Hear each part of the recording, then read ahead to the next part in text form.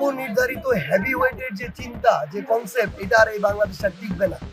ত্রয়োদশ জাতীয় সংসদ নির্বাচনকে কেন্দ্র করে চতুর্থ দিনের মতো পঞ্চগড় এক আসনে নির্বাচনী প্রচারণা করেছেন জাতীয় নাগরিক পার্টি এনসিপির উত্তরাঞ্চলের মুখ্য সংগঠক সার্জিস আলম।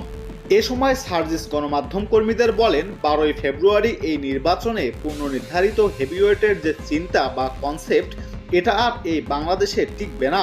বিভিন্ন বড় বড় রাজনৈতিক দলের বড় বড় সো কল্ড হেভিওয়েট নেতা যারা ছিল, এবার তাদের ভূমিধস পতন দেখতে পারবেন ইনশাআল্লাহ।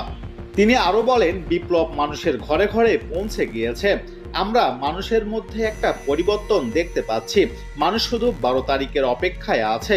প্রত্যেকটা মানুষ জুলুমের বিরুদ্ধে ভোট দেবে। প্রত্যেকটা মানুষ চাঁদাবাজ, দখলদারিত্ব এবং হুমকি ধামকি, ক্ষমতার অপব্যবহার, মামলা বাণিজ্য এসব যারা করেছে তাদের বিরুদ্ধে ভোট দেবে।